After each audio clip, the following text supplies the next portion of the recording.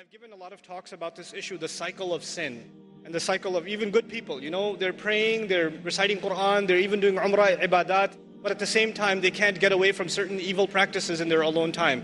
There are two parts of this problem. One of those parts is spiritual, and the other part is psychological. And we have to address both of those parts. Let me start with the psychological only because most of the time when we have these discussions, we don't address the psychological side, we only address the spiritual side. So I'll try to address the psychological side of this a little bit.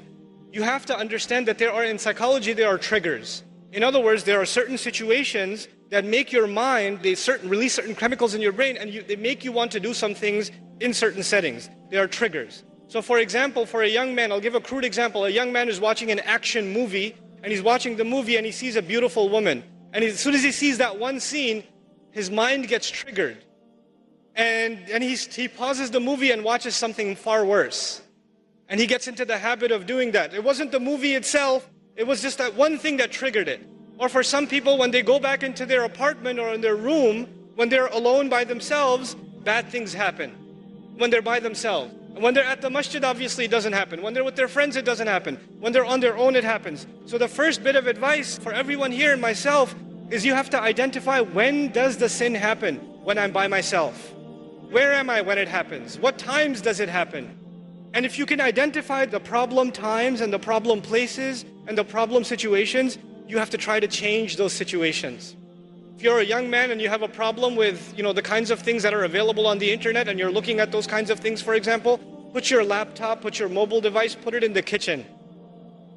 So that your mother's walking by, your dad's walking by, and the mobile device, don't put it in your room. And parents, put that stuff in a visible place in the house. These screens are destroying our kids.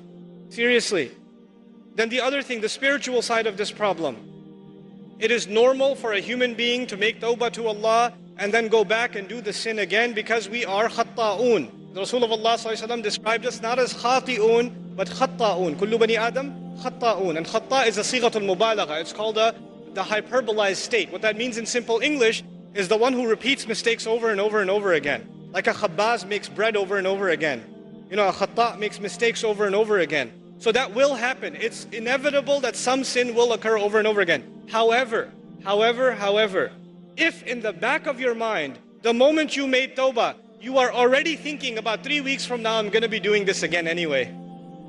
If you're thinking that in the back of your head, then لَيْسَتِ التَّوْبَةِ لِلَّذِينَ يَعْمَلُونَ السَّيِّئَاتِ Tawbah is not for people who continually do evil deeds. They've already accepted it. Allah says, وَلَمْ يُصِرُّوا عَلَى مَا فَعَلُوا They don't insist on what they did. In other words, you have to make a serious, verbalized, conscious commitment. This has to stop. Not that one time you cry and you turn to Allah, I'm so sorry, I can't believe I did this, and you don't do it. You have to figure out a way to get away from this entirely, a serious commitment to yourself. And if you can't do it on your own, seek the help of friends. Seek the help of people you trust. I know it's embarrassing sometimes, but we all need counsel and help sometimes. And when you realize that it's been going on for years and you haven't been able to get out of it, it is time to seek someone else's help. Which is why in the ummah today, psychological and spiritual counseling is so important. So many young people are in need of counseling and families are in need of counseling. That is one of the greatest priorities of this ummah because that will be a vehicle by which peace will be delivered to people.